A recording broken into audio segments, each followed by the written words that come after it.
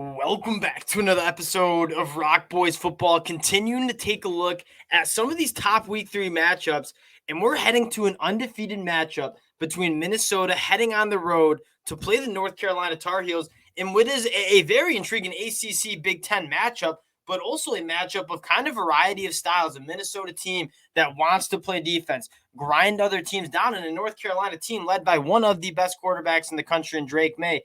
Really intriguing matchup. Excited to get into it. Now, before we do, just want to say thank you to you guys. The support for all these game breakdowns truly does mean a lot. I've had a blast diving into all these programs, kind of breaking down these games. So if you do enjoy the content, one, consider subscribing to the channel, but more importantly, let me know in the comment section your guys' picks, some of your keys to these matchups. Best part about doing it is hearing from you guys in the comment section, talking ball with you guys. So appreciate you guys rocking with the fellas. And let's get into this matchup. I want to start with the Minnesota offense going up against the North Carolina defense that through 2 weeks, I have been pretty impressed with. I mean, this was a dumpster fire last year. And the most frustrating part about North Carolina last year is the talent was always there. I mean, I really liked the personnel they had last year, and I think I like the personnel they have this year. It just never really came together. I think this year, through, again, 2 games of quality opponents, South Carolina, App State, you've seen a more physical brand of defense. And if you talked to me last year and it was a Minnesota-North Carolina matchup, it would be like you kind of know what the game flow would be. Minnesota going to try to possess the ball, run the football on a really relatively soft North Carolina defense last year.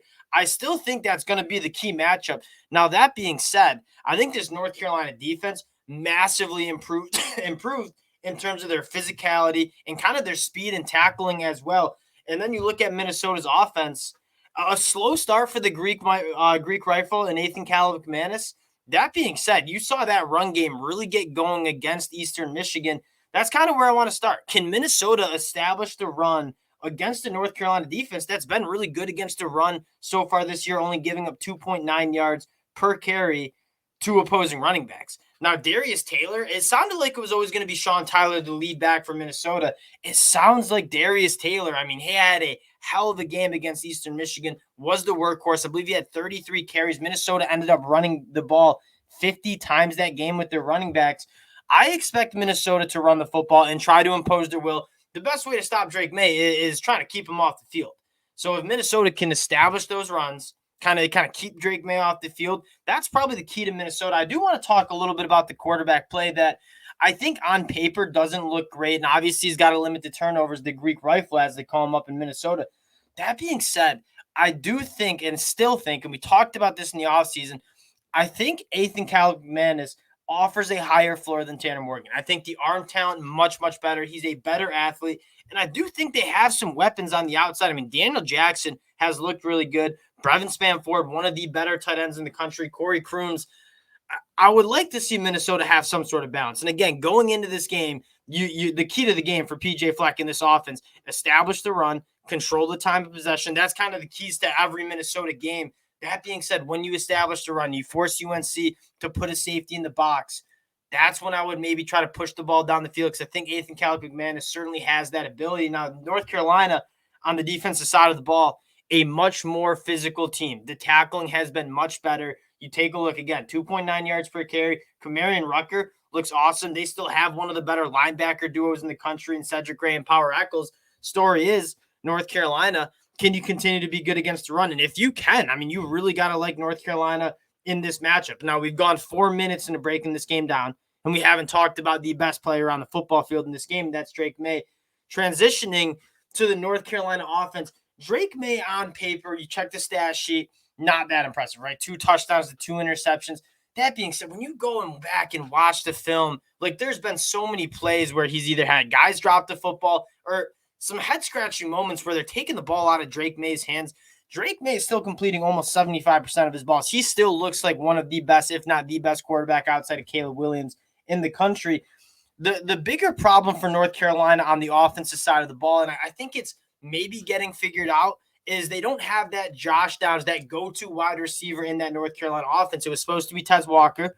Obviously, we can all agree, Minnesota, North Carolina, NCAA sucks. Tez Walker not able to play in 2023. Who's going to step up in that pass catcher room? Kobe Pacer looking like the guy that's going to be doing that. I like what I've seen from J.J. Jones. Nesbitt, I would like to see just used a little bit more, especially in the middle of the field. Drake Maye likes to work the middle. Use Nesbitt a little bit more. I believe he has only 67 receiving yards on the year. Would like to see him get a little bit more involved in the offense. Now, something that you don't really equate North Carolina offense to, the running game is so good for North Carolina this year, and it starts with Maye Hampton. I mean, he is one of the best running backs in the country. I love his run style too. I mean, downhill, physical dude, really good long speed when it is hitting the big play. He's been one of the most impressive players in college football through the first 2 weeks. And North Carolina has a good offensive line. And when you have such a talented quarterback in Drake Maye forcing the secondary to kind of respect what he can do through the air, it opens up some running lanes. And Maye Hampton certainly doing his part in taking advantage of kind of having an elite passing attack. Now, the keys for North Carolina on the offensive side, I guess we should go to Minnesota's defense. And, I mean, not much to be said. Joe Rossi, one of the best defensive coordinators across the whole entire country, doesn't get talked enough about because Minnesota, again, one of those teams that maybe not the flashiest team in the country, but what he's done year after year after year of just pumping out elite defenses, developing dudes, putting them into the league. The best matchup you see is Drake Maye and these wide receivers going up against a secondary that I think is one of the best in the country, right? Justin Wally, probably one of the most slept-on cornerbacks in the country and arguably the best safety in the country in Tyler Nubin.